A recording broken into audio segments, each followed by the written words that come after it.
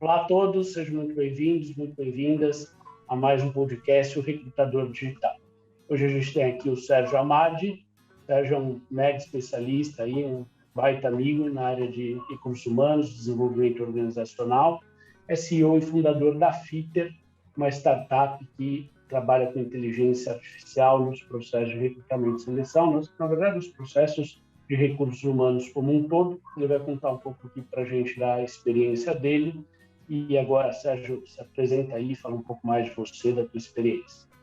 Pessoal, primeiro prazer, Gabriel, muito obrigado. E me apresentando aqui rapidamente, eu sou uma pessoa apaixonada por pessoas e a minha profissão praticamente foi na área de recursos humanos.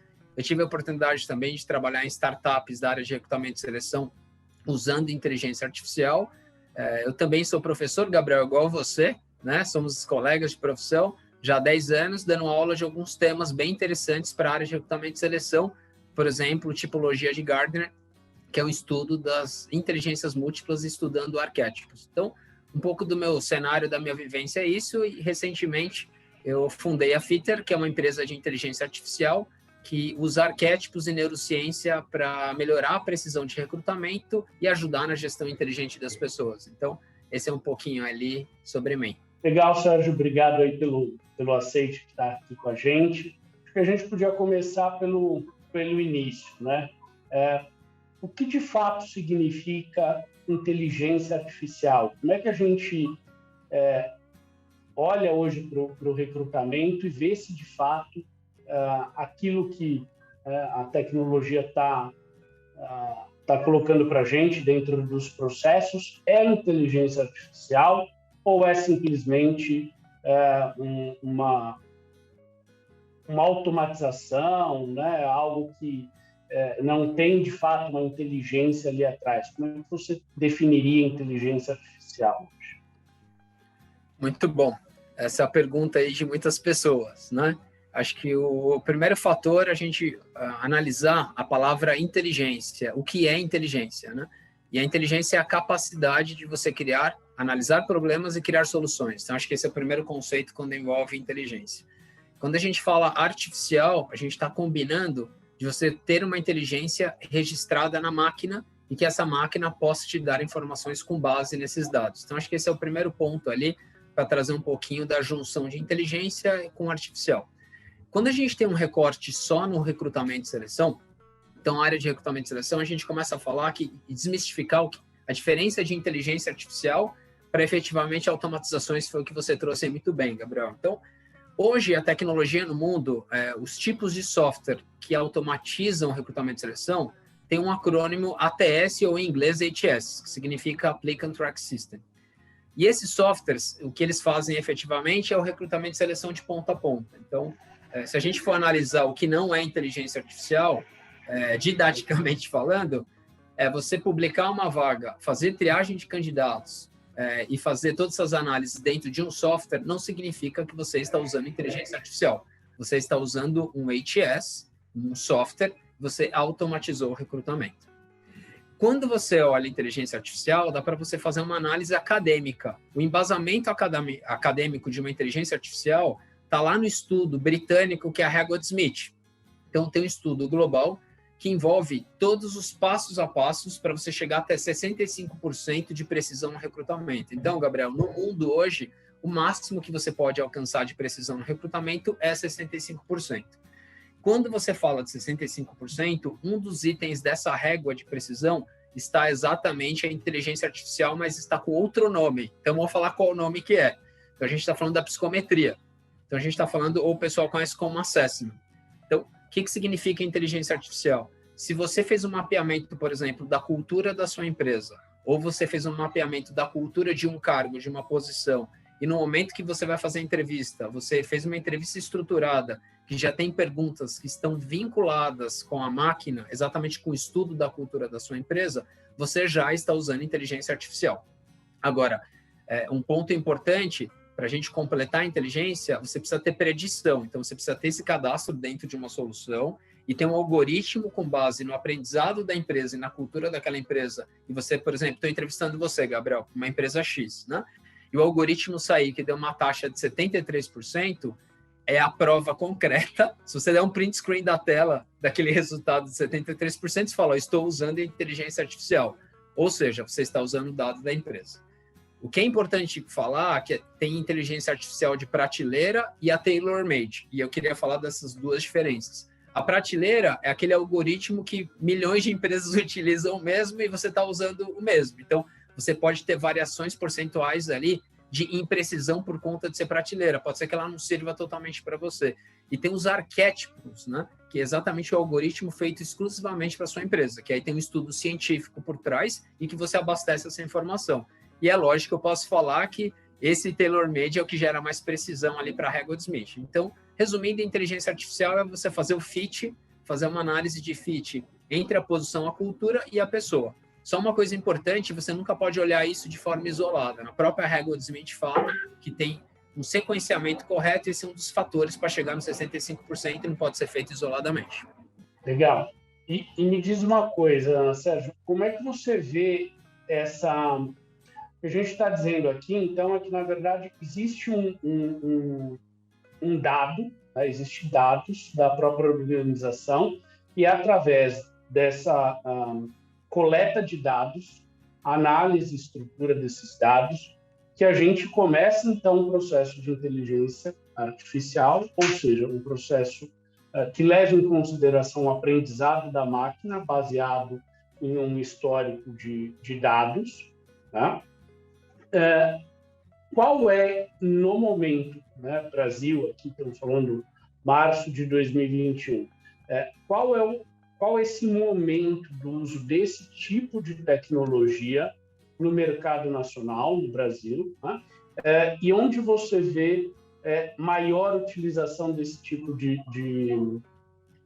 tecnologia, né? A gente está falando, tem algum mercado muito específico, tem algum setor, isso ainda é difuso? Como é que você enxerga tudo isso? Perfeito.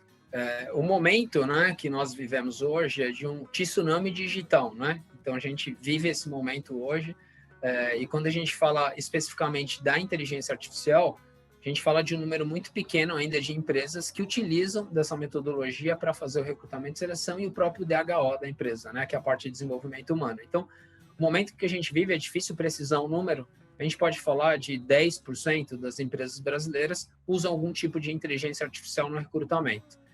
Então, esse é um primeiro cenário. E aí, o que é empolgante de ver é o tamanho do crescimento disso, porque a gente começou a falar desse tipo de trabalho em 2017, 2016 e 2017. Então, em 2017, entrou o conceito que a gente chama de Best of the Breed, que é os softwares super especialistas em alguma coisa, por exemplo, em recrutamento e seleção. Quem ia imaginar, há 20 anos atrás, que ia ter um software só de recrutamento e seleção? Ninguém ia imaginar isso. Então, dentro desse cenário, existe uma curva muito acelerada, por exemplo, de empresas que já têm um HS, que é o software de recrutamento e seleção. Então, esse número ele cresce, tanto é que as startups elas recebem aportes milionários, né, nesse segmento por conta do crescimento. Mas a inteligência artificial, eu tenho uma estimativa em torno de 10%. O que mostra que tem um oceano azul aí pela frente, então a gente vive esse momento, né? E quando a gente fala se tem algum segmento, essa sua segunda pergunta, né? Qual tipo de empresa, né, que usa hoje e assim, para onde que a gente está indo? O que aconteceu, as empresas que tinham um RH ali preditivo, um RH antecipador, que já estavam mais automatizado, mais sofisticado, saíram na frente. Então, a gente pode falar grandes empresas, grandes startups, né, que já usam tecnologia, usando esse método, e a gente está falando até de multinacionais também. O que a gente está percebendo agora, o que acontece? Alguns softwares, algumas soluções, elas se posicionaram em cima disso e que ficou até um mito que era complexo implementar a solução, né? Então, o que a gente percebe agora é que está tendo um crescimento tão grande que o segmento que agora está sendo abraçado são segmentos que estão tendo muito turnover. Então, quando você olha os segmentos que têm muito turnover, ou, por exemplo, tecnologia, né? Vamos dar um exemplo, fábrica de softwares, né? Praticamente toda empresa hoje é quase uma fábrica de software, né, Gabriel? Quase todo mundo virou uma fábrica de software, que você precisa ter um software para alguma coisa. Então, elas já estão usando muito. Então, estou vendo uma aceleração muito grande do mercado de grandes e médios, caindo agora realmente nas empresas. E eu tenho uma conta aqui comigo que daqui 5 anos a gente vai ter uma explosão de microempresas também usando, né, inteligência artificial, que eu acho que até ali, daqui 5 anos, a gente vai ter ali uma demanda muito grande e todo mundo vai aprender bastante sobre isso, né? Claro que envolve a questão de investimento também, esse é um desafio, mas eu vejo um caminho independente de setor. Mas hoje, prioritariamente, quem tem turnover, quem recruta muito, hoje está usando muito esse tipo de solução. Legal, acho que a gente consegue observar um comportamento em alguma medida, como na curva de adoção de uma tecnologia, né? Você tem ali os early adopters, né? E depois você tem as pessoas que vão consumindo aquela tecnologia depois de um primeiro momento, até que você tenha o resto, né, das pessoas, ou enfim, dos públicos que adotam aquela tecnologia. E essa tecnologia também segue aquela famosa curva de custo, né? No início ela é extremamente alta, a partir do momento que ela chega num nível de estabilização que tende quase a zero, ou seja, o custo daquela tecnologia é muito baixo, ela obviamente se populariza. Quando a gente olha para o mundo, como é que o Brasil está comparado ao mundo ou a outras grandes economias que fazem uso desse tipo de tecnologia nas suas áreas de capital humano e recrutamento e seleção? Perfeito. Na parte de recrutamento e seleção, né, na tecnologia para recrutamento e seleção, a Europa e os Estados Unidos largaram na frente do Brasil. Então, se a gente for olhar macro-regiões, né, a onda no Brasil efetivamente começou em 2016, explodiu em 2017 e 2018 aqui no Brasil. Isso já tinha acontecido há 3 anos antes, já na Europa e nos Estados Unidos. Então, assim, essa que foi a curva. Mas quando a gente olha a região da América Latina, o Brasil ele está em primeiro lugar. Então, quando você olha, por exemplo, toda a região América Latina, o Brasil ele já é pioneiro quando a gente fala de software de recrutamento e seleção, tanto com México, Chile, Peru, Argentina, tanto que alguns projetos, inclusive, que eu implementei em grandes empresas globais, eu implementei do Brasil a solução para toda a América Latina. Então, o Brasil ele já é um exportador hoje, do ponto de vista tanto de mão de obra, para quem conhece a ITS, quanto de metodologia de solução. Então, assim, as soluções brasileiras são referência. Isso é uma excelente notícia. Mas quando a gente compara níveis de maturidade, tem uma diferença muito grande, né? Então, se a gente for, por exemplo, analisar a NASA, né? Lá nos Estados Unidos, né? Então, você imagina o recrutamento e seleção, Gabriel, para colocar os tripulantes num foguete, né? De milhões de dólares, né? E que eles vão ficar, não é home office, né? É universo office, né? Então, você vai mandar ele para o espaço e aí você imagina a precisão que você precisa ter ali. Então, é claro que ali você já tem as tecnologias há muito tempo sendo utilizadas, mas nesse cenário o Brasil que eu vejo, né, comparado às regiões, ele está pelo menos líder na América Latina, mas eu vejo um crescimento muito grande, principalmente pelos ecossistemas de HR Techs hoje no Brasil. Então a gente tem ecossistemas, hoje o maior ecossistema de startups está no Brasil, na América Latina. A gente tem um ecossistema muito grande, que tem andares, quando a gente imaginar que você tem um prédio com andares só de HR Techs, né? Então, esse movimento de HR Techs usando inteligência artificial vai gerar um resultado nos próximos 5 anos com uma liderança absoluta na América Latina, né? E aí tem uma grande oportunidade de disseminar a inteligência em países emergentes e na região da América Latina. Então, acho que esse é um pouco aí de oportunidade para quem é da área de recursos humanos ou quer aprender um pouquinho sobre essa área, tecnologia combinada com RH. Legal você falar dessas HR Techs, né? Porque elas, de fato, têm crescido muito nos últimos anos, né? Esse mês mesmo, fevereiro, agora não lembro se foi final de fevereiro, início de março, a gente teve a união da Davi e da Swile aqui no Brasil, criando ali, provavelmente, tem tudo para ser o primeiro unicórnio em HR Tech. Só na operação aqui no Brasil se fala num investimento da ordem de 200 milhões. Eles captaram uma rodada de investimento lá na França, algo como 100 e poucos milhões de euros. Então, é um pessoal que vem capitalizado, que vem para transformar a área de benefícios, de forma geral, aqui no mercado brasileiro e, obviamente, na Europa, onde eles estão muito bem posicionados. Agora, acho que tem uma pergunta, sempre que a gente fala de tecnologia, né? Pelo que eu já te conheço também já há algum tempo e por tudo que a gente conversou, tá? Eu conheço um pouco da tua opinião, acho que nós somos entusiastas da tecnologia, mas não é, talvez, uma visão majoritária, uma visão, pelo menos, única, né, de todas as pessoas.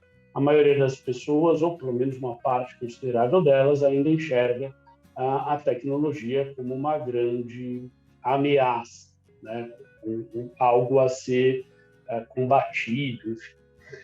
E aí eu queria ouvir de você, na tua opinião, qual é o papel do ser humano, então, nesse processo, né, que vem sendo transformado, completamente reconfigurado nos últimos anos, a partir do uso de ferramentas de automação, né, e, posteriormente, de uma inteligência artificial aplicada. Qual é o papel do ser humano hoje e para onde você acha que vai essa conversa entre máquina e seres humanos, processo seletivo?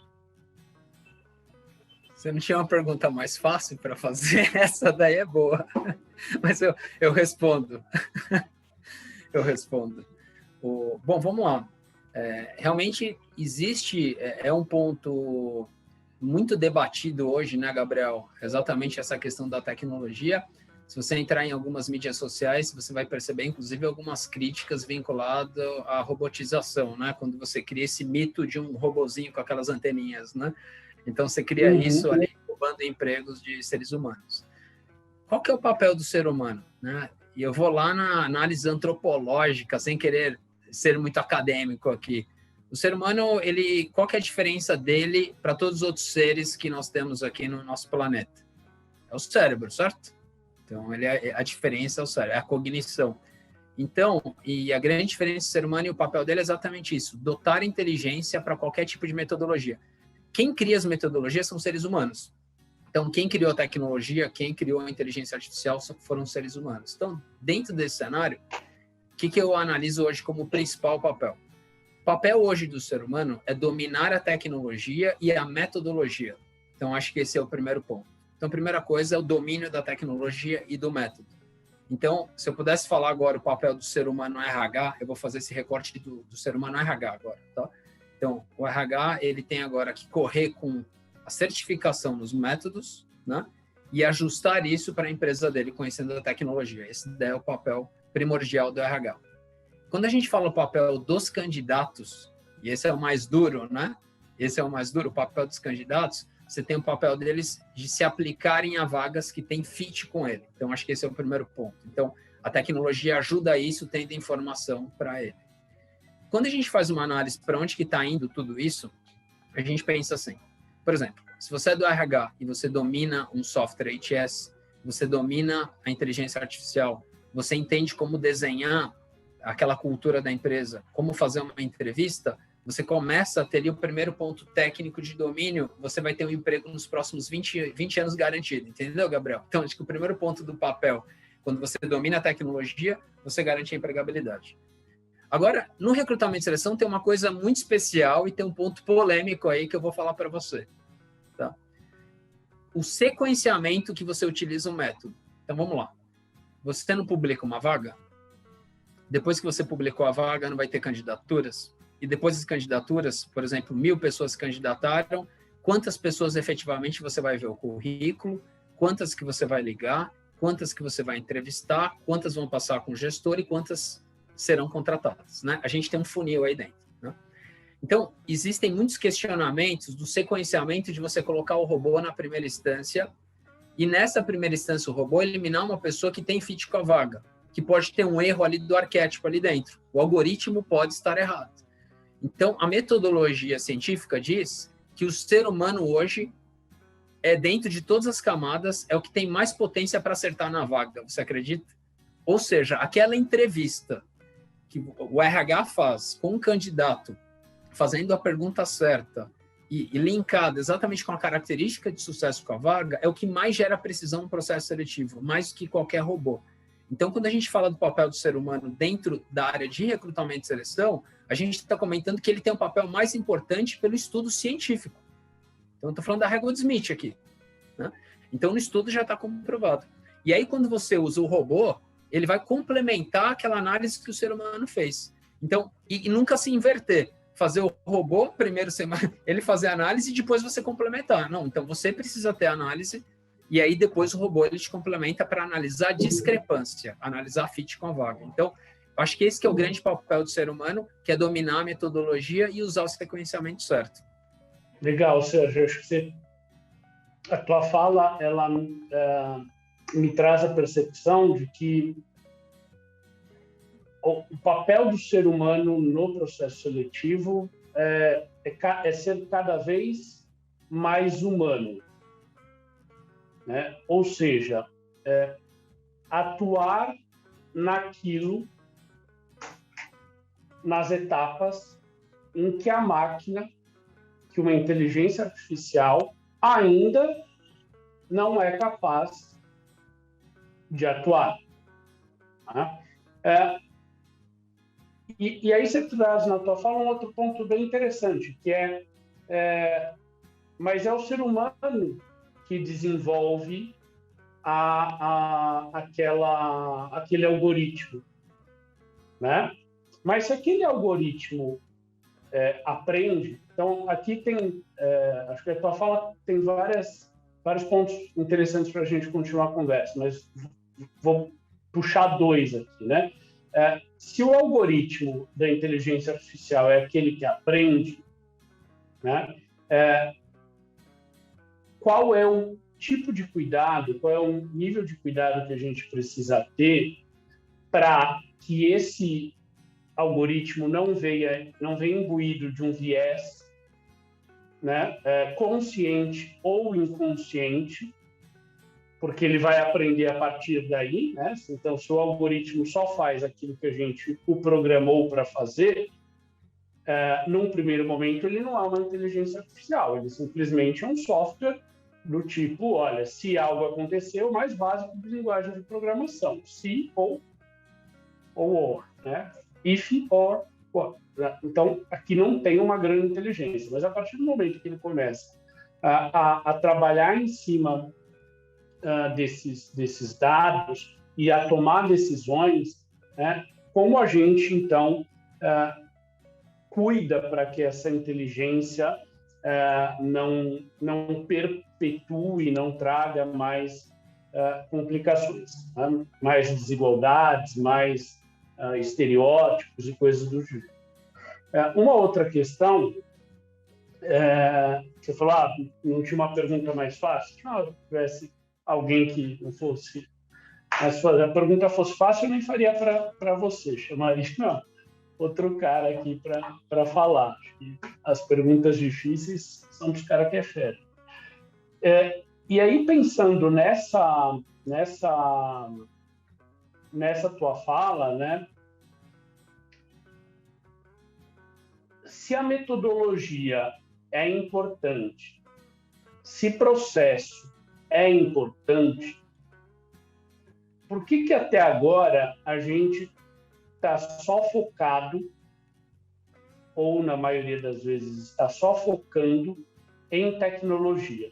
Porque essa já é uma discussão que a gente tem há pelo menos uns 30 anos na área de tecnologia, não é de hoje, né? A gente está discutindo aqui recrutamento e seleção, mas na década de 90, na implantação dos ERPs, já tinha essa questão, né? Não é o software por si, é o método, é o processo, são as pessoas, e me parece que a gente continua cometendo os mesmos erros de 30 anos atrás, se não mais, né? Para quem era da área de processamento de dados e afins, sabe que essa não é uma discussão nova. Por que a gente aparentemente comete esses mesmos erros, né? E não pensa na questão do processo, do negócio e das pessoas? Muito bom. Estou gostando das perguntas. Bom, o que acontece, dá para a gente, tem muitas explicações, eu vou dar um holofote, acho que em duas aqui. A primeira está na vida acadêmica. Então, os cursos de formação técnica e de formação de graduação, de pós-graduação, se você fizer uma análise, e você conhece muito bem esse meio acadêmico da área de gestão de pessoas, você vai perceber que o portfólio de temas na vida acadêmica dos alunos, eles têm muita discrepância com a realidade do que acontece nas empresas hoje. Então, esse é o primeiro fator. Vai ser muito comum você encontrar uma pessoa que se formou, né, em algum curso de RH, e aí dentro do cenário ter dificuldade de implementar exatamente aquela teoria que ele ouviu. Porque a parte acadêmica, ela sempre fica esperando receber benchmark do mercado corporativo, aí ele demora para chegar, e aí quando chega, e aí as pessoas, primeira coisa, ela tem que se formar para ter um emprego, né? Tá tudo, esse eixo está invertido, aí ele procura emprego, então esse X da questão é uma das explicações de metodologia, porque a metodologia está vinculada ao aprendizado e aplicação prática, né? Então, por isso que a pessoa, quando ela vai trabalhar numa empresa no RH, ela vai lá, é legal, assumir a área de recrutamento e seleção. Bacana. Aí ele fala, legal, vai ter um software que vai resolver todos os seus problemas. Esse é o segundo ponto. Existe uma mitologia brasileira, né, no RH, que quando você vai comprar um software, ele vai resolver o seu problema. Porque o software ele é muito bom. Ele estava naquela outra empresa e deu certo. Eles foram até ganhar o prêmio de inovação, né? Mas tem um detalhe. A solução, ela é a parte de um delta, né? Então, se a gente for olhar, você tem tecnologia, você tem metodologia e você tem um ser humano. São 3 pessoas nesse delta. Então, você resolveu 33% do problema quando você trouxe um software. Então, e aí a pessoa ela implementa o software e na esperança que quem vai implementar conhece de RH melhor que ela, inclusive. Ela tem essa sensação. E aí, quando ela contrata, aí ela vai falar, legal. Aí sabe o que vai acontecer? Um fenômeno. Ela vai perceber que existe um jogo de Lego. O que significa o jogo de Lego? Será que você escolheu a melhor solução para o seu método? Ou você pode chegar a uma conclusão pior. Não existe método. E aí, não tem método, o processo está manual, na faculdade você não aprendeu, e o software que você comprou é o que tem menos aderência para o seu negócio. Isso gera uma lentidão da implementação daquele software, cria uma crença que a metodologia é do software, não a sua, a metodologia é da empresa. Que o software tem que se adaptar ao seu método, não você se adaptar ao software. E muitas vezes acontece ao contrário. Eu estimo que metade das empresas adaptam a metodologia ao software que ela comprou e às vezes comprou errado. Então, são essas duas grandes explicações, né, de ignorar a metodologia. Então, se a gente fizer aqui uma análise, na minha opinião, também nos próximos 5 anos vai ter uma revolução metodológica no mundo. Porque o que acontece? Existe uma aceleração das simplificações. A gente é meio maluco, mas a gente está passando ano, passa outro ano, e as pessoas querem ter mais simplicidade, elas querem dar cliques nas coisas. Tanto que o celular fez isso com a gente, né? Você pede comida em 3 cliques, né? Você acende a luz da sua casa com um clique. Apesar que isso faz tempo, né? Da luz da casa sempre foi um clique. Então, mas dentro do cenário, aí quando começar a implementar software, que você tem que passar por 35 telas, você tem que ligar no suporte para lembrar. Então, assim, essa questão de metodologia, existe uma tendência muito grande na simplificação, mas o que está por trás, que a inteligência da empresa, ela não é tão fácil de ser implementada, que você deveria aprender na faculdade, num curso, aprender com a empresa, escolher o software certo, e essa sequência ela é um pouco embaralhada. Não é só no Brasil, isso acontece no mundo. Legal. Eu acho que essa tua fala, né, já somada a outra que você trouxe, que eu ainda não tinha pego o gancho, que era, né, das críticas ali, de como a gente pensa na metodologia, na implantação de um software, por exemplo, como um ATS, né, e como isso impacta no processo seletivo, no recrutamento, tanto sob a ótica de quem está fazendo o processo, do candidato, da candidata, quanto de quem está recrutando, né, do recrutador, da recrutadora. E aí é batido, né, o que você falou, deve ser uma das maiores dos maiores tópicos ali do LinkedIn, né, ou das redes sociais, essa crítica dos candidatos, das pessoas que participam do processo seletivo, né, sobre as ferramentas, né? A semana passada, inclusive, fiz um post sobre isso, alertando, né, as pessoas, e me surpreendeu que teve lá 15 mil visualizações e normalmente eu não chego a 1.000. Né? Esse dia foi um negócio estrondoso, assim, fiquei surpreso, mas exatamente porque peguei essa dor. Falei, olha, o software, ele automatiza, né? Mas o processo, quem dá a sequência, né? Quem estrutura o funcionamento do software não é o fabricante, é a empresa. Então, é ela que vai definir, em última análise, quais são os testes que vão ser aplicados, quais são as fases, quanto tempo dura cada fase, né? Os feedbacks, os tipos de feedback, enfim, tudo que é relacionado ao processo seletivo é da própria empresa. E aí tem vários fatores que você coloca, né? A questão da cultura, maturidade, processo, enfim. Mas eu sempre olhei para essa questão pensando do ponto de vista, ok, acho que identificar culpados não ajuda a resolver o problema, né? Como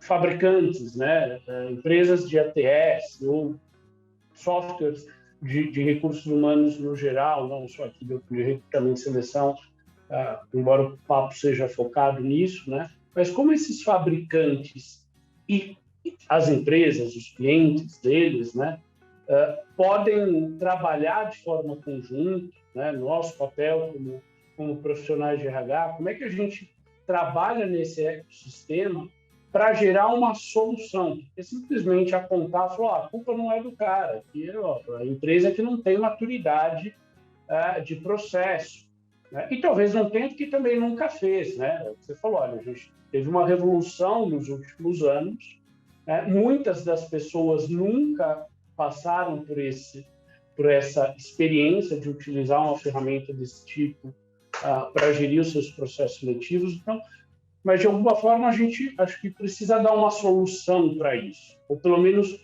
se não uma solução, mitigar as reclamações, né? Reduzir o nível de estresse das pessoas, porque em última análise, na maioria das empresas, esses candidatos ou candidatas não são só candidatos. São pessoas que podem ser, em algum momento das suas vidas, fornecedoras, podem virar clientes, né? Então, ao ter uma experiência ruim com aquele processo seletivo, eu posso simplesmente não mais adquirir, não mais me relacionar com aquela empresa. E ela não perdeu um candidato para um candidato, ela perdeu um cliente. Tá? Então, como é que a gente ajuda, enfim, a reduzir esse nível de estresse aí entre os candidatos e candidatas, obviamente mantendo, né, um processo seletivo que seja aderente às questões de negócio da empresa, mas que também diminui essa dor deles. Esse ponto ele envolve uma arquitetura que começa lá desde a escola, né, da faculdade até a empresa, né? Só para lembrar que a jornada do ser humano, né, do mercado de trabalho, como que é a jornada dele, ele começa na escola, né, escolhendo os cursos, curso técnico, por exemplo, uma escola técnica, um jovem aprendiz, ele começa aí, né? Ele tem esse começo, você tem os programas trainees, então o primeiro ponto como a gente se ajuda é aproximar a escola, as faculdades das empresas. Então acho que esse é o primeiro fator, né? Então hoje a gente olha uma baixa conversão, de fato realmente que aquele recrutamento, a escola e a faculdade pode ajudar muito, porque ela está convivendo no dia a dia. Então acho que esse é um grande desafio, é uma grande oportunidade de criar essas integrações da área de ensino, essa ponte exatamente com o mercado de trabalho. Então, dessa forma, a gente teria muito mais humanização no processo seletivo e mais didática vindo, inclusive, da escola. Então, mas esse é um sonho, né? Uma outra medida que pode acontecer também, ela envolve exatamente como que os RHs hoje se preparam para dar feedback para os candidatos, que é um tema muito importante, porque como se materializa uma insatisfação, né, Gabriel? Assim, como que assim, se materializa isso? Normalmente, eu acho que já aconteceu com você, e já aconteceu comigo, de você não receber um feedback de um processo seletivo. Não. E esse é o fator materializado que gera insatisfação no cérebro. Que o pessoal brinca, inclusive, sabe quando Você fala, você está interessado numa pessoa, você toma um fora, por exemplo. Eu tomei um fora, né? Mas não foi que a pessoa falou que não queria, ela desapareceu. Aí, esse cenário, você tem uma sensação ali que é aquela falta de feedback do desprezo. Então, se a gente for olhar o comportamento emocional do cérebro que os candidatos absorvem, é a questão do desprezo. Então, quando você olha, por exemplo, uma automatização, a gente está dizendo o seguinte, legal, eu dei feedback para todo mundo, né?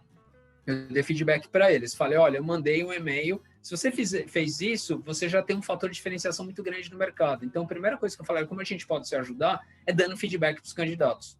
Então, acho que esse é o primeiro fator no chapeuzinho ali do RH, que ele pode contribuir com o ecossistema.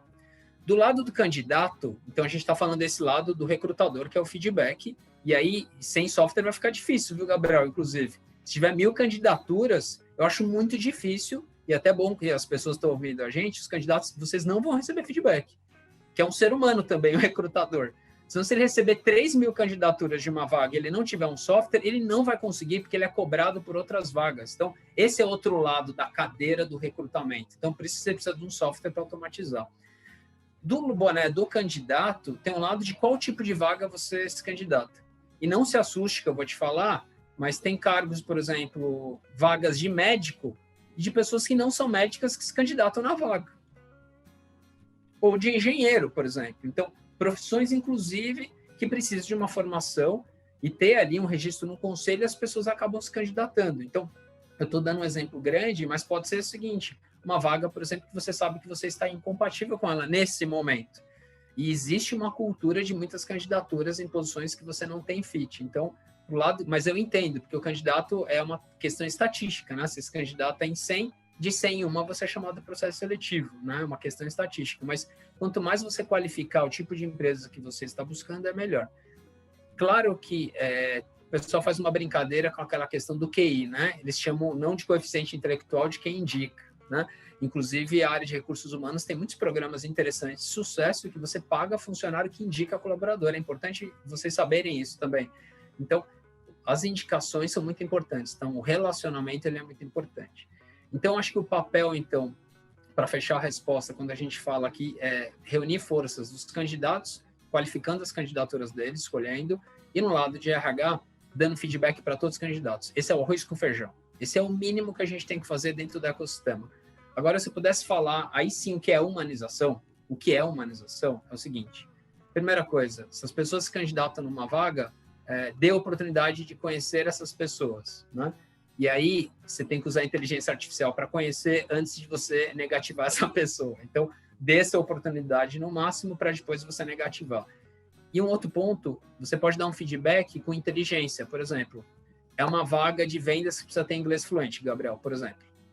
E aí, 90% das candidaturas não tem inglês fluente. O que vai acontecer? Só 10% das candidaturas vão seguir um processo seletivo. É natural, porque é um pré-requisito por conta do idioma, né? De repente, não é porque a empresa quer, porque realmente usa o inglês, né, no dia a dia. Então, como que seria um feedback humanizado para 90%? A gente usar a pedagogia. Você dá um feedback para as pessoas, de repente a empresa pode investir num desconto no curso de inglês e falar, fica próximo aqui, quando você se formar, espero ter você de volta. Oi, Sérgio, tudo bem? Olha, o ponto é esse, tem um pré-requisito do idioma, então muitas vezes a pergunta não é só ter o feedback, é o que ele tem que fazer com o feedback. Então, se os RHs se concentrarem nesse ponto, a gente vai perceber que vai começar a ter muito elogio nas redes sociais, você vai trazer eles por perto e você consegue ali trazer um ecossistema muito interessante. Legal, Sérgio. É algo que eu defendo muito, né? Eu chamo de education recruiting, que é esse processo de educar, de treinar, capacitar as pessoas dentro da esteira do processo seletivo, né? E o exemplo clássico, acho que é exatamente esse que você colocou, a questão do idioma, né? De repente, naquela vaga, enfim, como você colocou, o idioma é crítico, não vai passar. Nós somos um país em que pouco mais, a faixa de 5% das pessoas no Brasil são fluentes no idioma, no inglês. Portanto, você tem 95% das pessoas que não vão estar habilitadas a essa vaga. Mas, se eu tenho, como uma empresa, né, se eu tenho uma demanda por profissionais, e a gente sabe, essa discussão também é histórica, né, da má formação ou da formação desalinhada entre a academia e o mercado, né, entre as demandas do mercado de trabalho e aquilo que a academia, né, atua. Eu lembro que, enfim, quando eu comecei a dar aula, isso há 5 anos atrás, eu peguei ali um currículo e tinha no currículo eu tinha que lecionar uma parte sobre grafologia. E eu virei para a coordenadora, com o perdão daqueles que amam a grafologia, me desculpa, eu não vou, né, tratar desse tópico porque não faz o menor sentido. Né? Eu não vejo aplicação em empresas de ponta de grafologia há mais de uma década, né? Eu não entendo absolutamente nada de grafologia, não faria um processo que utilizasse grafologia. Não quer dizer que ela não teve uma importância histórica, que ela não sirva num determinado contexto. Mas veja, com o número de ferramentas, de técnicas que a gente tem hoje, se aplicar, né, a técnicas, enfim, para dizer pouco ultrapassadas, acho uma falta de senso. Então, isso mostra uma desconexão, de fato, entre academia e mercado. Né? Esse processo de educação, muitas empresas, inclusive, estão fazendo hoje. Né? Elas perceberam que não podem deixar só para a academia, elas estão trazendo, então, isso durante o processo seletivo.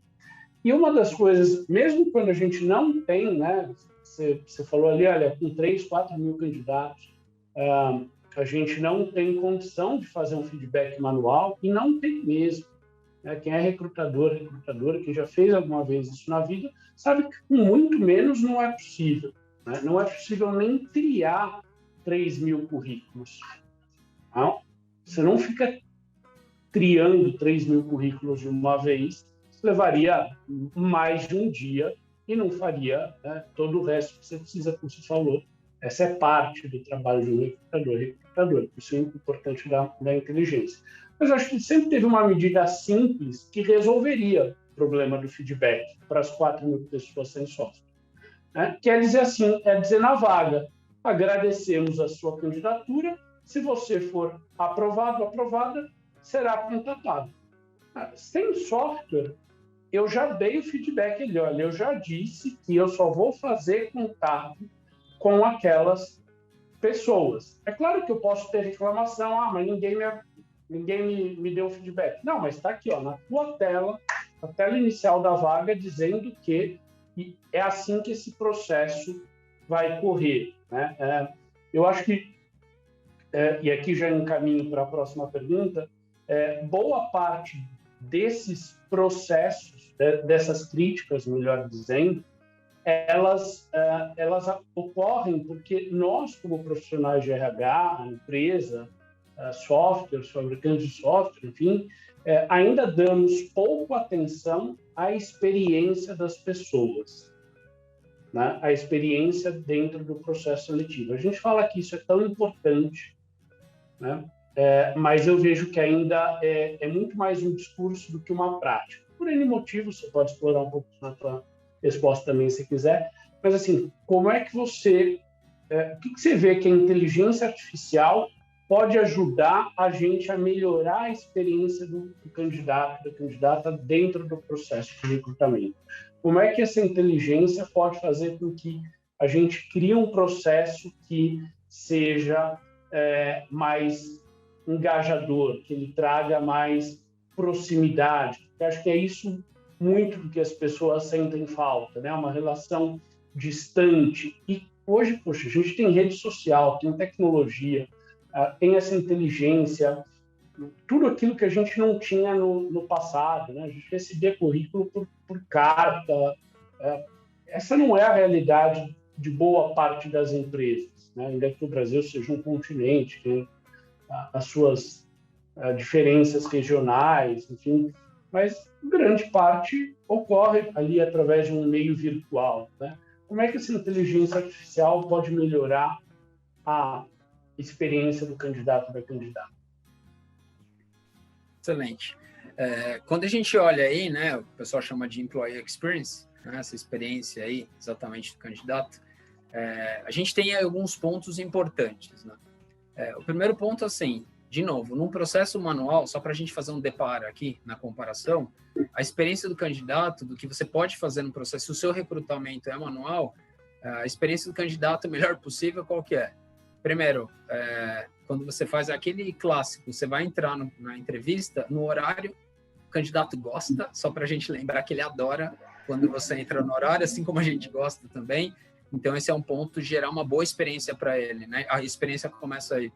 Segundo ponto, você dá informações da vaga, do que é importante para ele saber, né? Então, você prover informações é um ponto importante de experiência. E a terceira, que o processo seletivo, a entrevista, ela seja amigável. Eu sei que parece básico, tá? Mas a gente tem que falar do básico mesmo em 2021, né? Então, que seja uma experiência amigável, de pontualidade, de cordialidade, seja ali de criação de vínculo, né? Porque você está lidando com um ser humano ali que tem uma expectativa do outro lado. Ainda mais hoje que é por videoconferência, né? Que essa pessoa está na casa dela. Então, esse é um ponto super importante. Então, assim que a gente melhora, é o arroz com feijão. É no horário, é uma boa experiência ali e no final um feedback. O manual é isso. Agora, usando a inteligência artificial fazendo deparo, além de tudo isso que a gente falou, tem um processo que a gente roubou lá da área de nutrição, chama de nutrição de candidatos. Então, esse processo dentro do recrutamento e seleção, o que significa? Ele trata que o pessoal chama de banco de talentos, né? Você está no nosso banco de talentos, seja um banco de talentos de verdade, que essas 1.000 pessoas, 500, 2.000, 10.000, você tem esses dados qualificados. Então, a inteligência ela consegue ajudar segregando esses dados, entendendo o perfil dessas pessoas do seu banco de talentos. Então, vamos dar um exemplo aqui para materializar. Vamos imaginar que você tem 1.000 candidatos e que 70% dos seus candidatos estão em São Paulo. Desses 70% dos candidatos, metade deles foi para a área comercial e o restante para outras áreas que se candidataram na sua empresa. Dessas pessoas da área comercial que eles se candidataram, 50% deles, por exemplo, tiveram incompatibilidades técnicas, por exemplo, por conhecimento de software que foram compatibilizados. Então, você imagina você fazer uns filtros nesse sentido, né? E a inteligência ela poderia dar um bot, e vai chegar nesse caminho, né? Dar um bot assim, Sérgio, você está com uma tendência a abrir mais 20 vagas de vendas no próximo semestre, você tem 500 candidatos com perfil da área comercial, mas que hoje eles têm um gap que é exatamente do software X. Que tal fazer uma parceria de um curso, né? Imagina essa situação.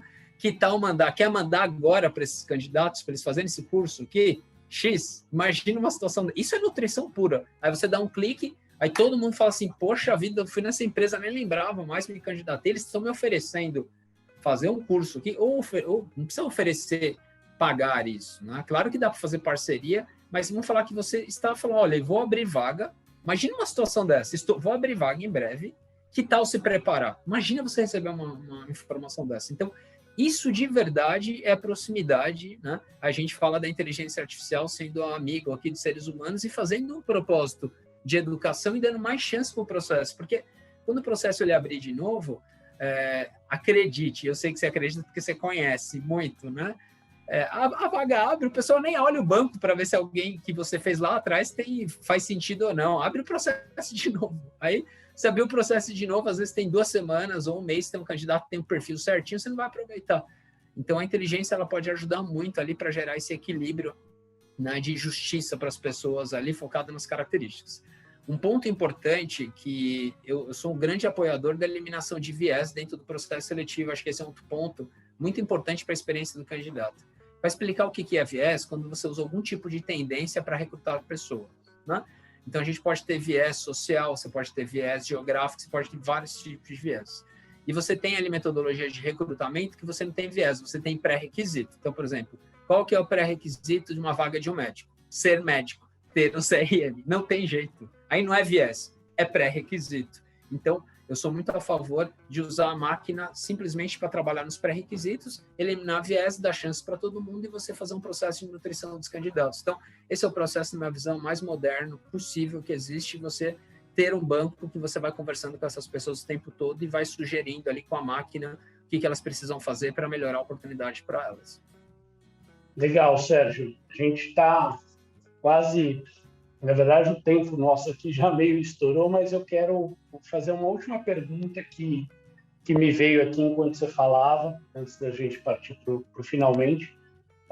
Eu acredito muito nesse modelo de nutrição dos candidatos. Acho que, se a gente olhar para o mercado americano, os Estados Unidos já fazem isso e fazem muito bem há tempos, né? Quando as empresas vão nas universidades, antes do último ano ali do cara se formar e começa a se relacionar. Eu digo que é como um namoro, o cara fica ali um ano, né, conhecendo a empresa e a empresa conhecendo o cara, a pessoa, enfim, para quando houver, de fato, a oportunidade, a demanda, os dois têm um nível de maturidade que fala, pô, eu escolho, né? É uma escolha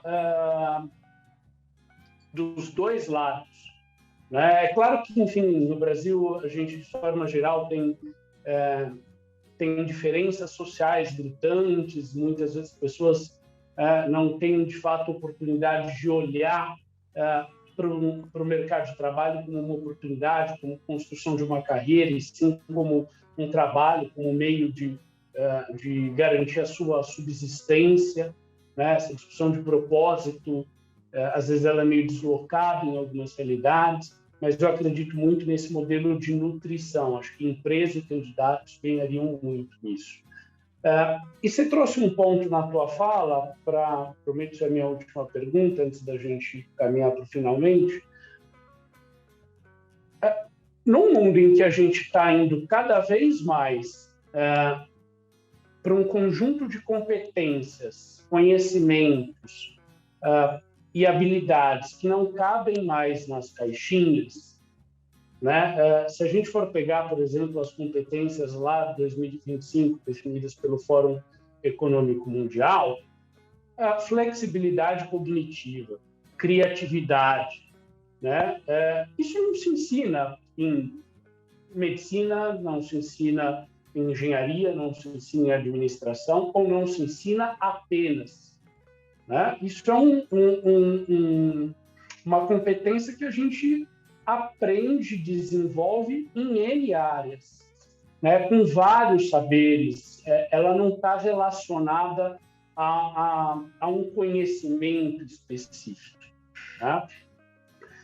Se a gente tem cada vez mais a demanda por esses conhecimentos, se do ponto de vista de RH, o capital humano, o quanto uma empresa pode crescer, se desenvolver, dado pelo potencial de desenvolvimento das suas próprias pessoas, sob a ótica do RH, sob o marketing, você vai ter perspectiva financeira, obviamente, outra, enfim, mas, do ponto de vista de RH, né, o potencial de crescimento de uma empresa é dado pelo potencial de desenvolvimento das pessoas. Isso não está atrelado às caixinhas, às formações que a gente tem até hoje. Mas a gente ainda vê no processo seletivo essa lógica do currículo, que é uma lógica que privilegia a formação e a experiência, e organiza isso, né, em função dessa experiência e dessa formação. Qual é o futuro do currículo? Como é que a gente vai, de fato, recrutar? É a grande provocação que eu fazia para os alunos, né? Às vezes, mas a gente tem que avaliar por competência. Mas a gente não forma, né? E aí depois, mas vamos remunerar por competência. Cara, a gente não avalia, não forma, como é que eu remunero? É a última escala, né? Como é que a gente vai recrutar no futuro, olhando para algo que não está estruturado nessas caixinhas, né? Não é o currículo, né, o principal modelo de profissional que a gente precisa no futuro. Já não precisa hoje, para ser honesto, na minha opinião, mas fundamentalmente no futuro, essa estruturação que a gente conhece cai, né? Ela vem de uma lógica de um modelo industrial que não é mais vigente numa sociedade 4.0, 5.0, como a gente já vê surgir no Japão, Coreia do Sul, algumas economias mais avançadas. Qual é esse papel que agora a gente tem para para revolucionar a forma de triar e selecionar pessoas? Bom, eu vou remeter lá, né? Eu vou remeter lá naquela questão da integração da escola, faculdade com a empresa, né? Porque quando você fala que hoje a organização das candidaturas são vinculadas a currículo, o robô vai fazer a leitura do currículo e realmente vai organizar com aqueles dados para fazer a triagem. Então, é basicamente assim mesmo que funciona. Você trouxe exatamente como funciona hoje. E aí todo mundo fala que vai avaliar características baseado em X, mas o recrutamento está com base nisso. A única forma de revolucionar isso e criar realmente uma disrupção, ela começa lá de novo, lá na faculdade e na escola. Isso já está acontecendo. Então, eu vou te trazer um exemplo, né? Em 2018, eu guiei um estudo, uma pesquisa científica, estudando ali o processo seletivo da área de ensino. Porque o processo seletivo, a área de recrutamento e seleção da área de ensino é o vestibular. O instrumento para recrutar aluno é o vestibular. E para alguns cursos, o vestibular não tem o menor sentido, né, para mostrar se naquele curso você tem a sua maior potência ou não. Então, o que já está acontecendo hoje, desde 2018, algumas instituições de ensino, além do vestibular, tem uma segunda camada de fit cultural. Olha que impressionante. Isso na área de ensino, hein? E aí, lá na área de ensino, usando um fit cultural, que é um algoritmo mesmo, um estudo científico por trás, estudando características de sucesso de cada comportamento de cada curso, quais são as características daquele curso, com uma tipologia ali, não para reprovar o candidato, não para reprovar, mas para ter um guia para o professor desenvolver aquelas habilidades, aquelas características. Então, vamos dar um exemplo, adaptabilidade e pensamento crítico. Vamos falar esses dois itens. Vamos falar que a gente descobriu que na enfermagem esses dois itens são muito importantes na área da saúde. E o aluno, quando escolhe, ele passa no vestibular, na segunda camada ele passa nesse processo fit cultural. Na hora que ele passa nesse processo de recrutamento, descobre que ele tem uma aderência fit de 73%, por exemplo, com o curso de enfermagem. E isso mostra que ele tem uma potência, mas as duas características que ele menos tem desenvolvida cognitiva, de características exatamente de pensamento crítico e adaptabilidade. O professor, com base nessas informações, ele vai começar a montar um programa. E o programa dos cursos, eles vão mudar radicalmente, porque ele vai ter um objetivo cada semestre vinculado às características. Então, por exemplo, adaptabilidade vai ter na disciplina de psicologia, de prática, por exemplo, de enfermagem, ele vai ter vínculos de trabalhos correlacionados para retroalimentar aquela característica. Então, você imagina que um aluno que ele já passou por um processo de fit, ele descobriu a taxa dele, o professor, entre sala de aula, sabendo as características e fez o desenvolvimento com base nisso, imagina você ter o currículo produzido dessa pessoa dando o carimbo, dizendo, olha, ele passou nessa instituição e ele tem um carimbo digital do robô contando a adaptabilidade do Gabriel, ele teve no FIT, teve isso, ele desenvolveu, ele trabalhou essa característica. Então, aí os processos seletivos das empresas, o robô, em vez de fazer leitura desses dados enviesados do currículo, ele não vai se importar com nada, ele vai dar uma olhada, legal, você tem a FIT dentro dessa característica, você está dentro desse processo automaticamente de 3.000 empresas, por exemplo. Então, é assim que eu enxergo o futuro, isso já está acontecendo, algumas instituições já fazem isso, e inclusive que eu implementei e que eu fiz, né? Então eu estou falando de algo que eu faço, inclusive, e isso está chegando em todas as empresas, está sendo uma prática muito realizada hoje nessas empresas. Então, essa revolução começa na escola, né? Olha que engraçado, a escola e a faculdade vão criar uma revolução ali para o mercado de trabalho aí do futuro.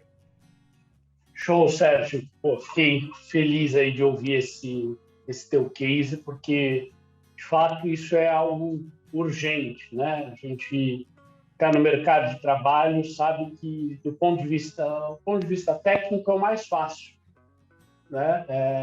Você ensinar um enfermeiro a aplicar uma injeção é relativamente simples. A identificar uma veia é relativamente simples. Agora, ensinar um enfermeiro, uma enfermeira, uma pessoa a ser empático, o processo é bem mais trabalhoso. Isso vale para qualquer outra área, né? Na equipe de enfermagem, o exemplo que você usou, mas poderia estar falando de um profissional de marketing, de RH, de finanças, né? As habilidades comportamentais, essas competências comportamentais, do ponto de vista, ele é muito mais difícil e longo o processo de ser desenvolvido do que propriamente as competências técnicas, né? Aqueles saberes, o hard skill, né? Aquilo é muito mais fácil de ser treinado, desenvolvido, é muito mais uma questão de treinamento mesmo, né? De repetição. Você vai lá, faz 1, 2, 10, 100 vezes, você fica bom naquilo, né? É treino, enquanto que a soft skill tem treino, sim, mas também tem muitas vezes uma percepção, uma leitura de mundo que pode influenciar e, portanto, ser muito mais demorado, né? Sérgio, poxa, muito obrigado pela tua contribuição aqui. Acho que daria para a gente ficar aí mais horas conversando. Queria te agradecer mesmo. Espero que a gente volte a ter um papo aqui em uma outra oportunidade. Abrir para você também, deixar a tua mensagem final. Se você quiser compartilhar aí um pouco sobre a Fitter, falar sobre onde as pessoas podem te encontrar nas redes sociais, fica à vontade, meu muito obrigado aí, a bola de novo contigo. Legal, Gabriel, eu que agradeço a todos. Então, lá no LinkedIn, vocês podem me encontrar, Sérgio Amadi, digitou lá Sérgio Amadi, eu vou aparecer, e aí pode conectar, com certeza aceitarei. Falando da Fitter aqui, entrando no site fitter.com.br, você consegue ver lá todas as nossas soluções. Então, em breve a gente vai ter muito conteúdo voltado ali a certificações, né? Tudo que envolve o RH digital, a gente de uma forma simples comentando como que funciona a inteligência artificial, como que é um DHO preditivo, recrutamento. Então, fiquem à vontade para acessar. E eu quero agradecer muito o espaço aqui. Vai ser um prazer falar de outros temas. Tem outros temas bem interessantes, né? E eu espero que tenha contribuído com o painel de hoje aí sobre inteligência artificial. E minha palavra final é: a inteligência artificial, sim, vai ajudar as pessoas através da metodologia. Então, usando a metodologia certa, a inteligência funciona direitinho. Então, quero agradecer e muito obrigado pelo espaço. Valeu, Sérgio. Obrigado mais uma vez. Vamos junto aí transformando o RH, né, as práticas, metodologias, tecnologias, conectando cada vez mais pessoas, negócios, né? Enfim, agradecer a vocês que nos ouviram até aqui. Conecta a gente lá nas redes sociais, procura, tem o LinkedIn, tem o Instagram, Gabriel Santa Rosa, tem no YouTube também. Pedir para você compartilhar o podcast se gostou, se fez sentido para vocês, e a gente se vê na próxima semana, no próximo podcast. Um abraço.